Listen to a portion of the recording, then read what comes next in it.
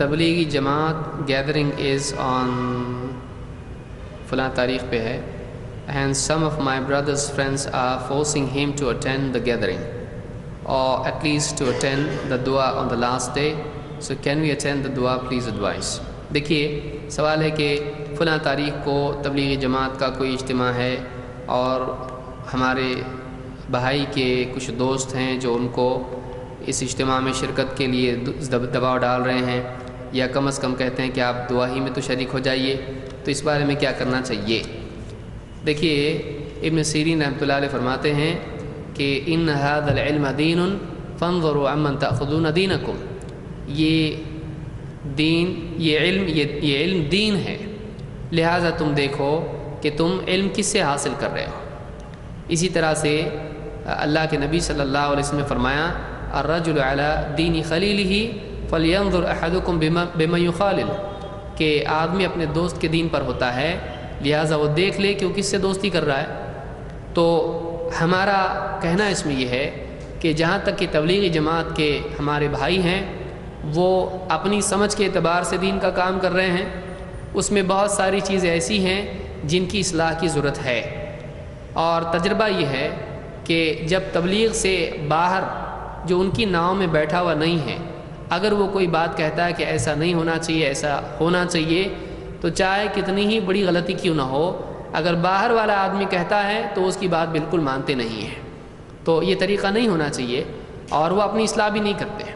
بہت سارے لوگوں کو اگر کچھ بولتے ہیں کہ بھائی ایسا ایسا آپ کے یہاں پر اصلاح ہونا چاہیے، ہاں ہاں کہتے ہیں، لیکن بات کو بس اس سے بحث نہ ہو اس کے لیے ہاں کہتے ہیں، لیکن واقعی اصلاح 70-80 سال ہو گئے اب تک کہ نہیں ہوئی۔ اس کی ایک مثال یہی ہے کہ فضائل اعمال نام کی ان کی اپنی کتاب ہے، اور اس میں بہت ساری غلطیاں ہیں، بہت ساری باتیں ایسی ہیں جو شرکیہ ہیں، کفریہ ہیں، لیکن اس میں سے اس کو ہٹاتے نہیں ہیں۔ تو اتنے بڑے بڑے علماء ہو کر اگر اس کو نہیں ہٹا رہے ہیں تو عوام کے بارے میں آپ کیا رائے رکھیں گے؟ دیکھیے عوام کا کیا حال ہوگا جب علماء کا ہی حال ہے۔ تو ہمارا کہنا یہ ہے کہ اگر کوئی کتاب عوامی ہے، اگر کوئی خطاب عوامی ہے، اس میں ایسی باتیں نہیں آنا چاہیے جو کتاب و سنت سے ٹکراتی ہیں۔ اور یہ ایک معلوم چیز ہے کہ تبلیغی جماعت میں مجاہدے کی کثرت کے باوجود علم کی کمی ہے۔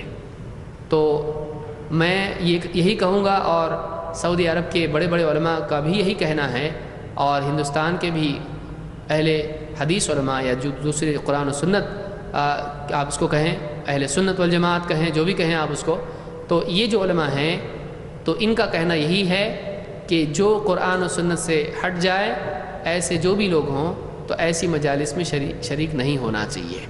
تو ہمارا کہنا یہی ہے کہ جو آدمی کتاب و سنت کے راستے پر چل رہا ہے اس کو دائیں بائیں دیکھنے کی ضرورت نہیں ہے، اس کو دائیں بائیں دیکھنے کی ضرورت نہیں ہے۔ ایک راستہ ہمارے لیے کافی ہے، ایک یہ منہج نبوی منہج ہمارے لیے کافی ہے۔ تو فلاں جماعت کا پروگرام ہو رہا اس میں بھی جا رہے ہیں، دعا میں جا رہے ہیں۔ دیکھیے خود یہ خرافات میں سے کہ یہ بھی چیز ہے کہ تبلیغی جماعت میں جو اجتماعات بڑے ہوتے ہیں ان میں اخیر میں ایک دعا ہوتی ہے، پہلے اس میں کہا جاتا حضرت جی کی دعا ہو رہی ہے، تو جو لوگ بازار میں ہوتے ہیں باقی پورے 3 دن تو بازار میں ہوتے ہیں، یہ خرید رہے، وہ میلہ لگا ہوتا ہے پورا، آدھی پبلک پنڈال میں آدھی باہر اور خریداری میں لگی رہتی ہے، اور جب دعا کا وقت ہوتا ہے پوری دھول اڑنا شروع ہو جاتی ہے، لوگ دوڑے دوڑے پنڈال میں آنے لگتے ہیں کہ آخری دعا ہو رہی ہے۔ یہ کون سا طریقہ ہے؟ یہ کہاں سے اس کا ثبوت ہے؟ اور 1 گھنٹے کی دعا، 1.5 گھنٹے کی دعا، اور اس کو بہت ہی اونچا مانا جاتا ہے، حالانکہ اللہ کے نبی صلی اللہ علیہ وسلم کی حدیث ہے جس کو امام ابو داؤد نے اپنی سنن میں روایت کیا۔ آپ نے فرمایا کہ بعد کے دور میں ایسے لوگ پیدا ہوں گے جو 2 چیزوں میں غلو کریں گے۔ وہ کیا ہے؟ طہارت میں اور دعا میں غلو کریں گے، یعتدون فی، آپ نے کہا کہ اعتداء کریں گے، حد پار کر جائیں گے۔ یہ کون سی دعا ہے؟ آپ صلی اللہ علیہ وسلم نے، معاذ بن جبل نے جب لمبی نماز پڑھی تو آپ نے ان سے کہا نماز کو مختصر کیا کرو، تمہارے پیچھے بوڑھے ہوتے ہیں، بیمار ہوتے ہیں، ایسے ہوتے ہیں، مسافر ہوتے ہیں، اور یہاں 1 گھنٹے کی دعا کہ آدمی کے ہاتھ دکھ جائیں اس کو سٹینڈ کی ضرورت پڑے۔ آپ یہ کون سی دعا لائے؟ کہاں سے لائے اتنی لمبی دعا؟ حرم میں لمبی دعا ہوتی ہے، شیخ بن باز نے کہا کہ دعا مختصر ہونا چاہیے، بہت لمبی نہیں ہونا چاہیے۔ تو یہ لوگوں کو تھکا دینے والا معاملہ، اور جس میں وہی الفاظ ہوں کہ اللہ زمین میں اچھا رکھ، آسمان میں اچھا رکھ، اور یوں، تو آدمی اس طرح کی اگر کوئی تفصیل بیان کرتا ہے تو غلط ہے۔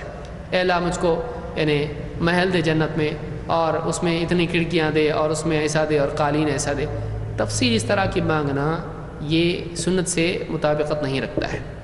آدمی کو چاہیے کہ وہ اکیلے میں اللہ سے جتنی مانگ سکتا ہے مانگے، یہی نبی کریم صلی اللہ علیہ وسلم کا طریقہ ہے۔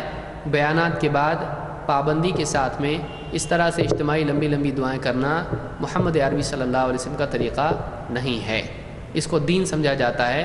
اور کوئی آدمی دیکھی دعا میں شریک نہیں ہو تو وہ برا مانا جاتا ہے، یہ غلط آدمی ہے جو دعا میں شریک نہیں ہوا، بلکہ لوگ جو اجتماعات میں شریک نہیں ہوتے ہیں وہ سفر کر کر کے دعا میں جاتے ہیں۔ یہ کون سا طریقہ ہے؟ اس کی کیا دلیل ہے؟ اس کی کوئی دلیل نہیں ہے۔